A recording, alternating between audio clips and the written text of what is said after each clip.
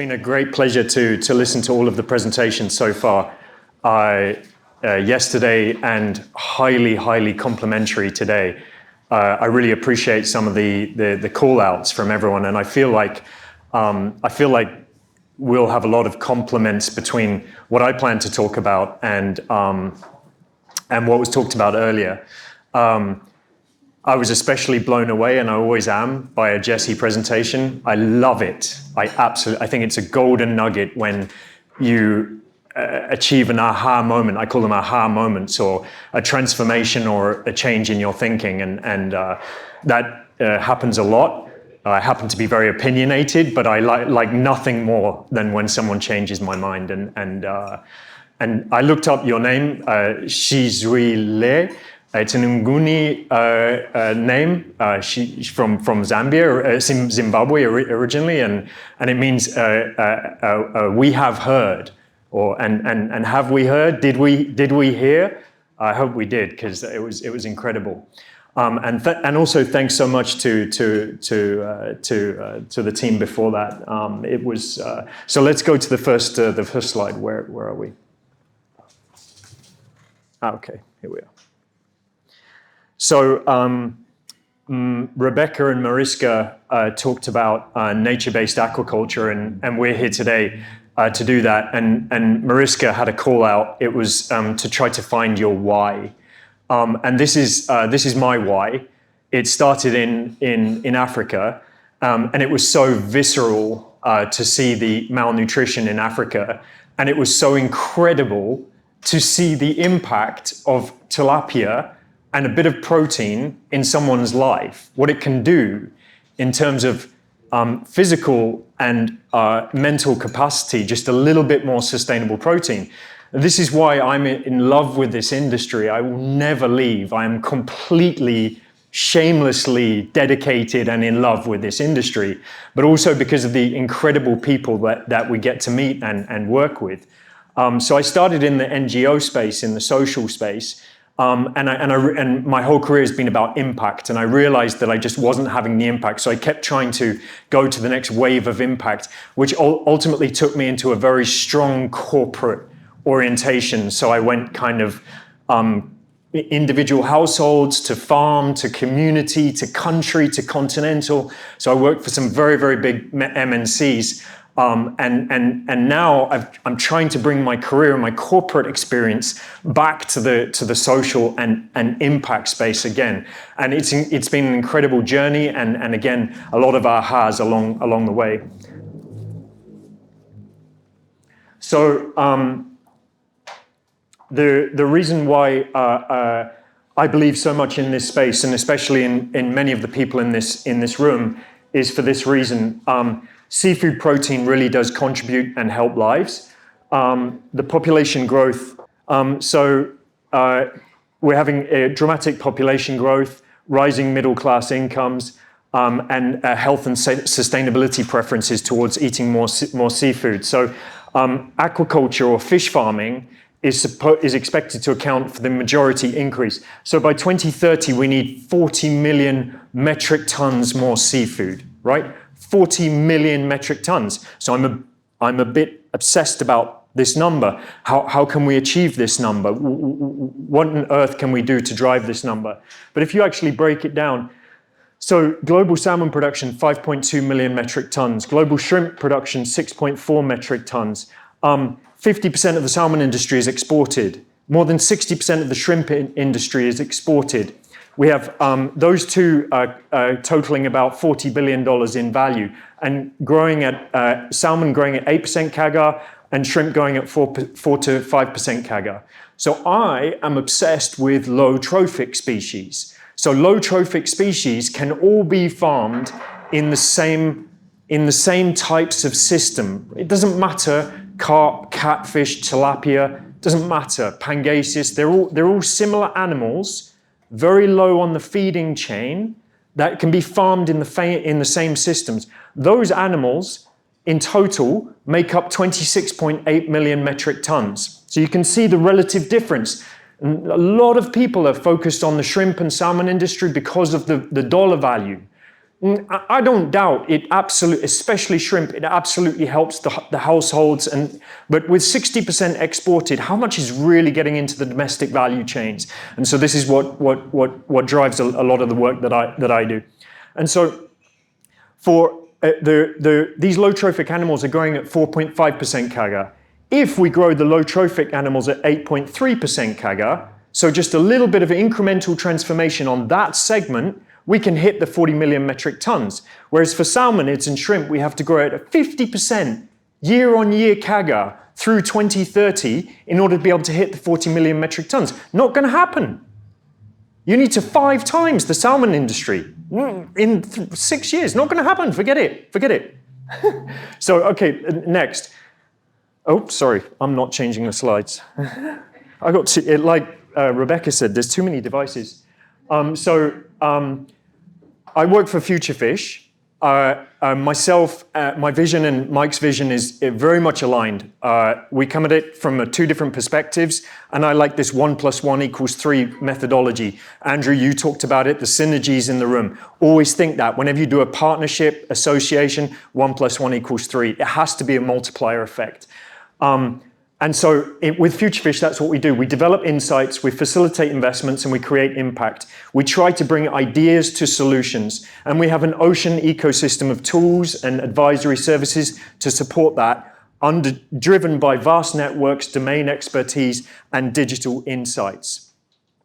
So I developed a framework to take ideas to solutions, and through my career, I've had the absolute pleasure of working with so many level 5 leaders and very big and very professional companies. And through that process, I've created maybe between 4 and 5 multi-million-dollar businesses. And so I hope to do the same thing again with some of you in this room. And I heard a lot about technology. I heard a lot about your ingenuity, your creativity, the research. But that's great. And I don't underestimate that. It's profoundly interesting. However, to create multi-million-dollar businesses, that's not the objective, to create impact, you need business discipline. You need strategic and go-to-market discipline. You need financial discipline. You need to be able to articulate your value proposition. You need to be able to quantify what you're doing. And so that's a level of seriousness. I would love to sit down with all of you for 3 days in a room. You pitch at the beginning of the 3 days and then ask some hard questions until by the end of the 3 days, you come back and pitch again.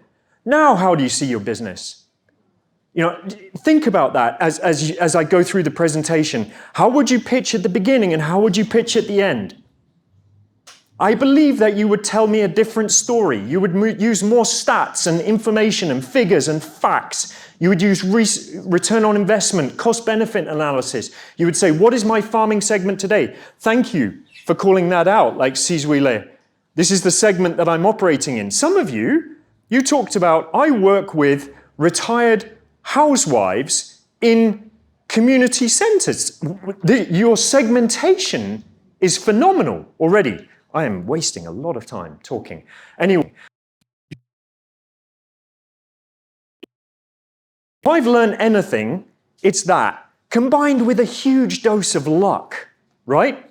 But absolute discipline on the business principles. In fact, more so than the technology or the idea itself. Sorry to be disruptive in your thinking, but I would like to see more on that coming back next time. So we'll go through quickly this. That, by the way, was a study done, and it outlined timing, team execution, and idea. The idea is third on the list. The timing is the highest chance of startup success is timing. The second highest chance of startup success is team and execution, culture and behaviors. The third rank is the actual idea itself. So number 1, deeply understand your ecosystem, your stakeholders, identify your unmet needs and pain points, understand trends, behaviors, customers, jobs to be done, use data and qualitative insights, not assumptions. Unfortunately, I have to say this now, I was a consultant for eFishery. I started a $7 million business in 2 years for them in India. It all collapsed, really sad, because the profitability and the impact that we had was incredible. It's a shame that someone stole $500 million, but apart from that, it was a profoundly good thing. It took me 3 months to do this slide.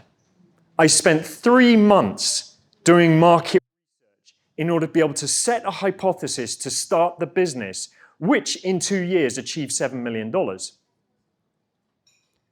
So one Chinese guy once told me, Neil, go slow to go fast. Go slow to go fast. Building a business is a little bit like a Tour de France, right? Sometimes you're grinding, it's horrible, you're working your way up a hill. Sometimes you're in a peloton and you're hunkering down. Sometimes you're just freewheeling, and but business is like that. And sometimes you have to slow right down in order to be able to speed up the business. So I didn't hear enough from you on this slide. Very little. And what I did here was super high generic information. I heard very big TAMs. TAMs is very clear. Customers, price that they're willing to pay per year is your TAM, the potential customers. It's not these astronomical billion-dollar numbers that you're talking about, right? Sometimes investors will look at how big are you in how small of a profit pool, rather than how astronomically big is the profit pool and what percentage of that do you have, you know? So again, sorry, so who is your customer? What problems are you solving? Why is this the right moment? And form a clear and testable driven value hypothesis. Mike will be smiling. I'm all about profit pools. Which profit pool are you working? What is your segment and what is the profit pool? And what is the value? And what is your value proposition within that space, right? So can be extremely niche. Famously, Amazon didn't start where they are now. They started with library books, and it was a very big market share in a very small niche. Same with Tesla, and it's a very similar pattern. You know, one of you will start with retired housewives working in community centers, you know, and that's a very small profit pool, but you could absolutely be king or queen in that profit pool. And then segmentation, again, I bang on and on about segmentation. It is so important. I work with farmers. Sorry, unacceptable answer. What is the behavior? What is the demographic? What is the geographic? And what is the psychographic of that farming segment, right? So please describe them. Please go into great detail to describe the segments. Ultimately, the behaviors and how people, we're all staying in the hotel. I'm targeting people who stay in a hotel. No, there are business travelers. There are people who are here on holiday. There are people, you know, there's multiple reasons and therefore multiple segments within this segment of business. Same for you guys. Okay, so each segment requires a specific go-to-market plan that determines your resource allocation and your strategic marketing strategy. Resource allocation, your time, is your biggest commodity, most precious asset, right? Time, energy, commitment, and focus. And it should be very, very lasered in, right? So launch MVPs, pilots, and quick experiments. Validate demand, pricing, and willingness to pay. Use lean startup methods and fast feedback loops. So this is Patty's heard about this. This is a program that we're about to start in Odisha in India, right? So very specifically, the P&L breakdown of a farmer pre-intervention and the P&L breakdown of a farmer post-intervention. Those are my hypothesis KPIs. Will I hit my KPIs? How close will I get? How many farmers within that segment will we be targeting? Within what space of time frame? With what solution? Therefore, what is my value proposition? And how does that differ to the next best alternative? And the next best alternative could be doing nothing. Often that's your greatest enemy or your greatest competitor, doing nothing. And so what is the cost and the behavior that you have to work on to make that switch? I'm sure you're all familiar with the lean startup methodology. It's not something that's isolated to the software or the engineering space, right? You can all adopt a lean startup methodology. I would like to know how. How are you doing that? Please tell me. What data are you collecting that will inform your conclusion from the hypothesis that you had? And therefore, will you persevere or pivot? Which way are you going to go? Why? And so then, and then when you do pivot, pivot with purpose. Pivot with purpose, not out of fear of failure and not frustration, right? Pivot with purpose. What makes you unique and hard to replicate? Again, we talk a lot. Even it doesn't matter what business that you are in. What makes you unique and hard to replicate? Focus on clarity, credibility, and relevance to your audience. I would like to see a single slide from you articulating simply your value proposition. We have X, which serves Y and allows for Z. Sometimes it can take days or weeks or even months to get to that kind of clarity. We are better than X, next best alternative, because we're XX faster, cheaper, more effective, whatever it may be. The timing, as I said, timing is more important than almost anything else. The market is ripe for disruption. Why? Because of the trends, the macro trends and the micro trends would indicate such. Because X, which means XXX. So now is our moment, right? So please, again, try to think on external factors, not just internal factors. Try to drive less with ego and more with objectivity. That's part of the founder journey. I'm sorry for my stool. It looks a bit wobbly, but core capabilities. FutureFish will be laughing because, again, something I'm obsessed about. What are your core organizational capabilities that you are building that will differentiate you in the marketplace? And it's those capabilities, not what you are doing, not your specific phage or your specific recirculation system. It's the capabilities behind that you are building, which will allow you to pivot, transform, reinvent, and grow, and be better than the competitors. So think more about the capabilities, the how of what you are doing, than the what you are actually doing, right? So it's a bit nuanced, but capabilities involve assets and resources, people, activities, or processes. So it has to be a combination of those things that allows someone to sit down. Okay, so multiple things went into building that stool, not just the wood itself, not just the people making the wood, not just the lathe or the system or the asset. It was a combination of capabilities that allowed to build the stool. Encourage experimentation and resilience. So create a culture of learning and execution with your team. Your team is your greatest asset. It is profound, the importance of the team and the importance of the behaviors and the values and the discipline of your team in the early phases of the business. This is your golden phases. This will determine your culture going forward. And it is so hard to build a culture of excellence and values and discipline, and so easy to break a culture. I've seen it multiple times. It's amazing and scary at the same time.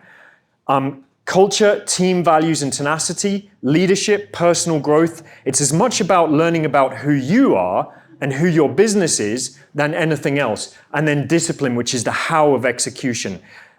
Simon Sinek, the famous why, how, what.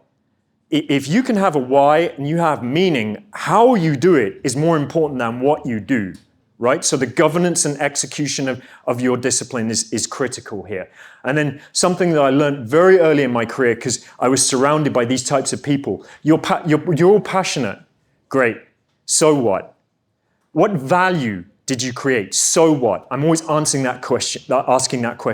Monetize it, quantify it, articulate it. Doesn't matter if you're in HR, finance, admin, doesn't matter. What is your value that you are creating to the business that we are operating in this space?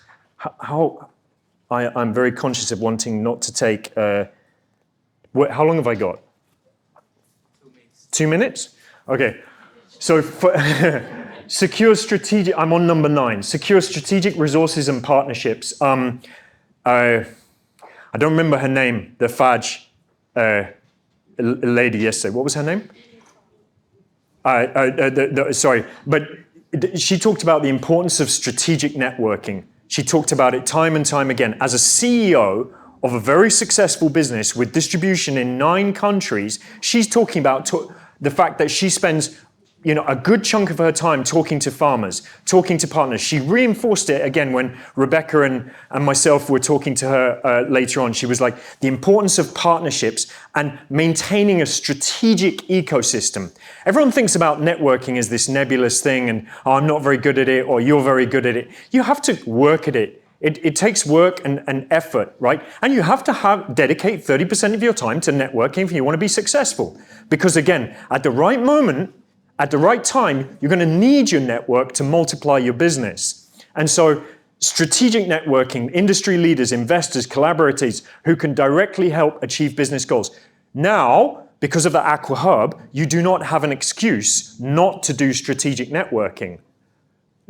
We're all shamelessly mission orientated. You ask me for a meeting, I'm going to give you a meeting. And if I say I'm too busy, well, or put it on 6 months' time, I'll still give you the meeting. You know what I mean? You're going to get it, right? Be persistent, be curious, and avoid the narcissistic principle.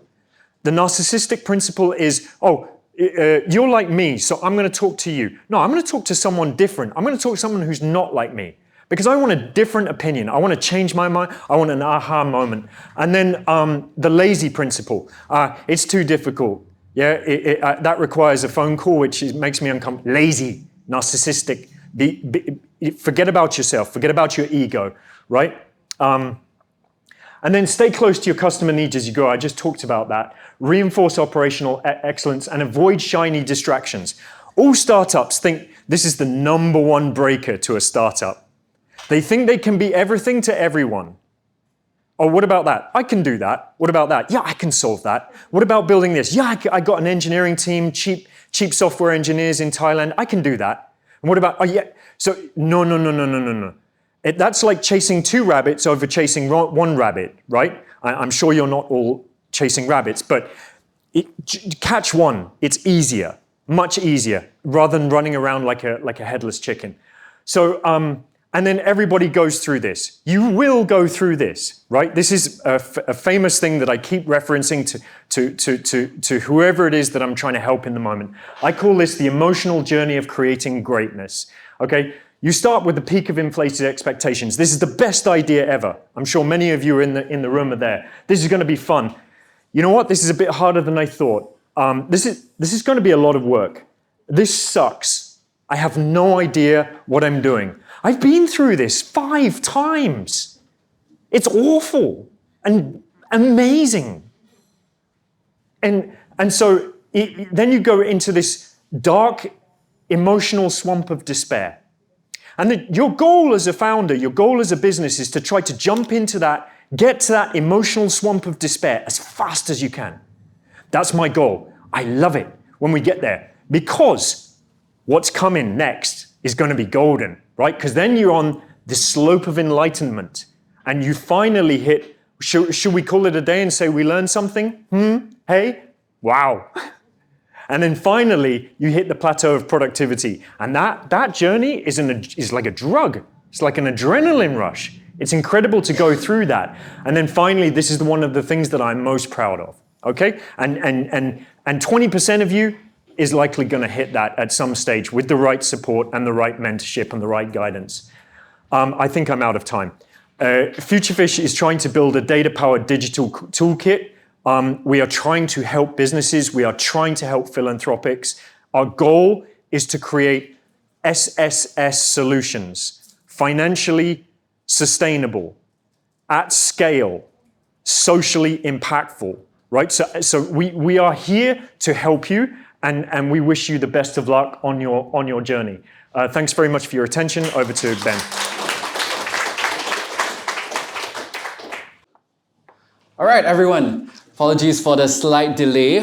Thank you, Neil, for a fantastic presentation. I think thinking about Hatch Blue as an organization, we would definitely have been in the swamp and then back in the swamp again and then back through the swamp. It feels like we're out of it in some ways or another, but you never know, right? We think we try to keep that startup mentality in ourselves. We are a small organization. I joined when there were 7 of us, now there are 40. It's crazy about it can fill a room like this. But it's been an amazing ride, and it's always a privilege to work with entrepreneurs like you and be in a room like this where everybody wants to get somewhere. In fact, just last week, we were running a program with Conservation International and the Nature Conservancy on Blue Carbon Plus, very similar to nature-based solutions. Many of their solutions, if not all had aquaculture applications as well, and happy to share more about that during our coffee and lunch breaks. But yeah, so Neil shared kind of the roadmap. I'm just sharing our perspective as an organization, but also in terms of our funds, in terms of what we look for in an investable business, which isn't to say that if you don't fit this criteria, you are not an investable business, but you're not investable maybe from the perspective of the fund. But I'll share a bit about the organization first. Yeah. So about myself, thank you, Christine, for the introduction. Program director at Hatch Blue, and worked with different kind of marine conservation organizations and initiatives. It was great to hear the example from World Fish just now about Timor-Leste. These are my colleagues in Timor-Leste, and I think on Atauro Island. And I think that example of women seaweed farmers and those communities is also very much part of the types of organizations we would like to work with. And previously, I spent some time with EY and Conservation International. Right. So for us, we are a very vision and mission driven organization. Our vision really, if we do everything correctly, is that we would have a climate smart, truly sustainable and just seafood transition all over the world. And our mission really is to catalyze an innovative seafood industry through and scale impactful businesses through knowledge, investment, and ecosystem building, which is a lot of what is happening in the room today. These are some of the metrics over the years. We were founded in late 2017. We have invested across our funds and our balance sheet in 71 companies. We have about 130 million US under management right now across all our 3 funds and our balance sheet investments. And our portfolio has raised more than 150 million to date. I think the number is a bit more than that, but that actually isn't that high in some respects if you look at our AUM. But also that isn't to say that we've had immense success. We've also made poor decisions, but we're always looking to improve in terms of an organization. So this is about Hatch Blue just really quickly. We are 4 business units: investments across 3 funds, innovation services, consulting with large corporations, large international NGOs, TNC, Conservation International, Walton Family Foundation. I am from the programs division. So we run a suite of venture development programs around the world for pre-idea entrepreneurs all the way to post-MVP startups. And we also own and run the Fish site. If you do not know the Fish site yet, please go and read it. It does what it says on the tin. We publish a lot of aquaculture articles. And 2 years ago, also they launched a media agency. So they do a lot of branding for big corporations to early stage companies. And our hope is that across all these business units, we try to think about the right strategy to deliver value based on our expertise. Similar to what Neil said, this is our strategy, and you can think about all the different ways that the business units drive synergy for each other. The insights from innovation services help us make better investments. The programs that we run help identify a lot of early stage companies that we then invest in, hopefully with the right insights, and we can add value again to these companies that are part of our portfolio. And any good thing that we do, we are privileged to use the Fish site as a marketing platform to share those insights further. So yes, this is kind of I think the swamp is somewhere here, maybe the swamp is somewhere here, but this is how we think of it in terms of a company's commercialization roadmap. I think many of you, I took a look at some of the snapshots yesterday, the one pages are maybe around here. I think one or two around here. But these are where our different programs lie. These are for our pre-idea entrepreneurs. This is a non-equity program that's funded mainly by governments. And this is an incubator, and this is the Crest Accelerator, which I run. So we do not invest in this stage. We only invest from the startup stage onwards. And then we have a Hatch Accelerator Fund 2 that invests in the companies here at a pre-seed and seed stage. And then we have a Blue Revolution Fund that invests further on. So I want you to think and ask yourselves where in this development roadmap, your companies, your projects might lie, and if you are raising financing, where that finance might come from, and who is the best partner for you at this current stage. But there are many different steps across this. I think Neil gave a fantastic roadmap already. Yeah. Okay.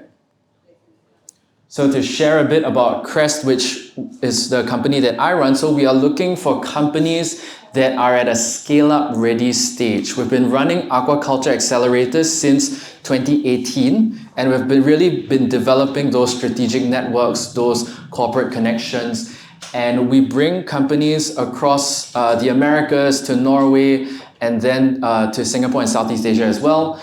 And we offer all of these connections, industry trips, exposure to our network of investors, strategic advice, advisor sessions, and we also provide a lot of investor readiness analysis and connect them with our fund managers. And like the community that's being built here, they also join our alumni of more than 130 companies. So this is what we already did up until 2023, but we felt that the accelerator model that has been around for 20 years was a bit old, and we felt that we ourselves had to innovate as an accelerator. So an accelerator is basically a program, something like this, but extended over 14 weeks or 5 months, where companies already with products, already with customers, look to scale up further and look to take on investment to scale globally.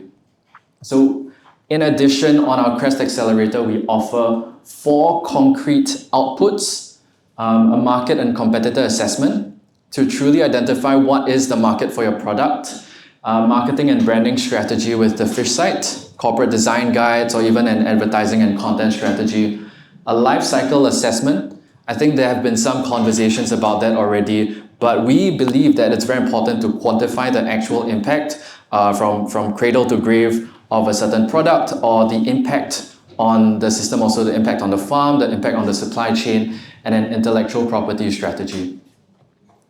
So yeah, this is what companies on our accelerators get, and there are very, very important reasons to do so, to have these things, because any investor, we believe, would want all of these things in their company moving forward. So I think the question is, what is your market size really? What is your TAM? I think looking at some of the snapshots, I saw a 300 billion TAM, which I don't think is possible in the aquaculture space, because the entire market itself is already 300 billion. So how can the TAM for your technology and solution actually be 300 billion? I think that number is actually a lot smaller, and that is fine, that's okay. But I think investors want a realistic number, so as a gauge on how well you actually understand your customers and your market. Market branding and strategy, I think that's the first thing that people will go to. They will go to your LinkedIn page. If you do set up your businesses, my first question to you is, what is on your LinkedIn? How regularly do you post? Your company LinkedIn and also your personal LinkedIn. I think these are all sources of truth for people to gauge how well your company is received and how even it's being perceived by the outside world. I think Patty and Pang will cover more on impact investment later on, but the world is moving more to objective measures of impact. What is the actual quantifiable impact of your company? And IP strategy.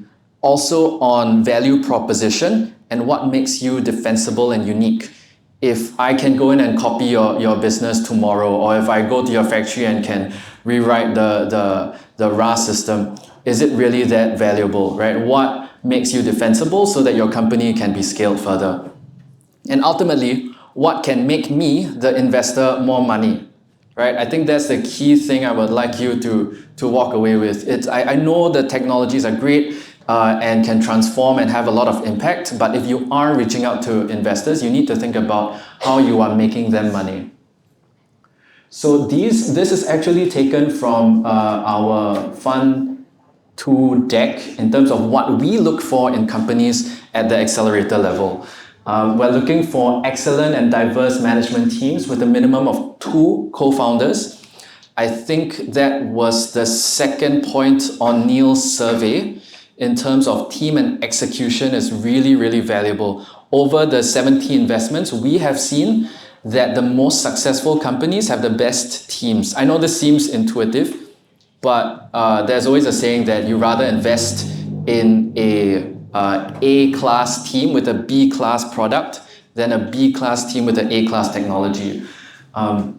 We're also looking for innovative, so it's novel, scalable, so you can sell a lot of it across multiple markets, and proprietary, defensible technologies and solutions in the aquaculture, alternative seafood market, or marine bioeconomy.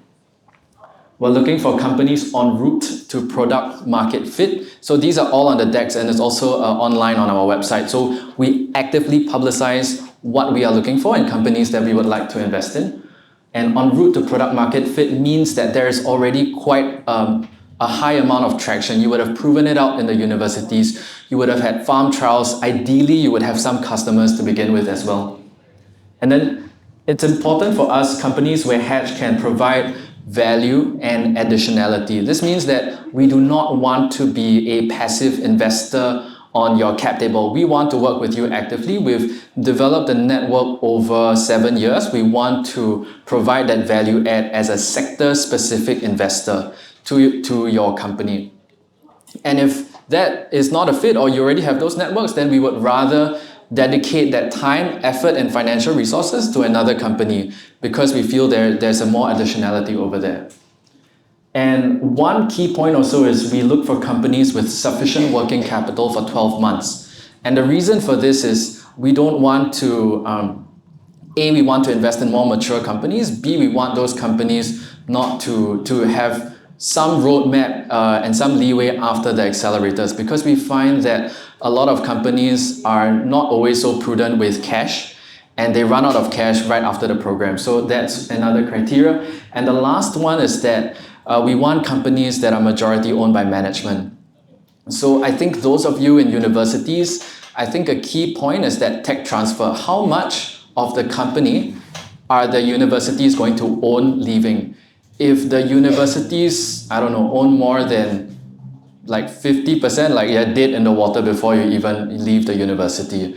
I think in our case, the universities would ideally only own a single digit ownership of your company, because we want you as founders to be incentivized to dedicate your heart and soul to making your business a success.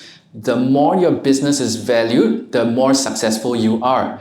If you only own 10-20% of the company, it doesn't make sense at all. And for us, that is a big red flag if there's someone's uncle or auntie or university sitting on the cap table owning owning a lot of the company and not adding that value to the company as well. So this is actually what we look for, and this is what we avoid.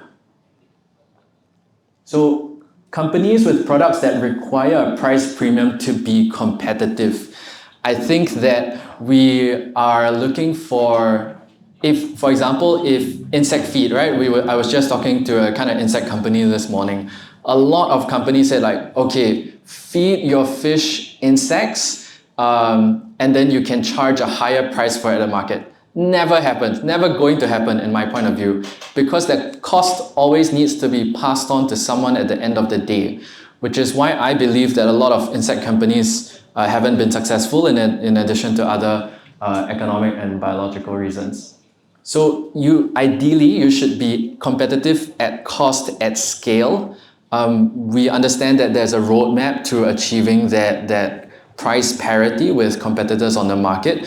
But if you will be expensive, I don't know, if you would be a more expensive alternative to fish meal, even at scale, I think that would be a big challenge for us.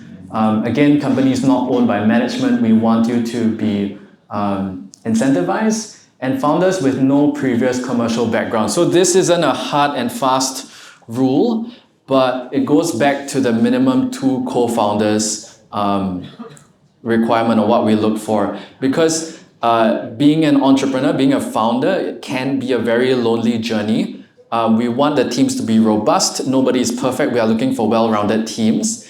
And we are looking for companies with some kind of entrepreneurial, some kind of commercial background. This really helps de-risk the business. So when you're thinking about your teams, think about who else to bring on to the table. And we also don't invest in technologies that promote unsustainable practices, antibiotics, aquaponics, and chemical health treatments. We also don't invest in generic farming operations unless it's a novel production system. And that's because it's too capital intensive and we cannot deliver the returns to our investors within the time frame that we have. So I think that is my time. There are some case studies linked to the end of the presentation, but yeah, very happy to meet and chat with you, and I'm looking forward to the World Cafe sessions later on. Thank you so much, Ben.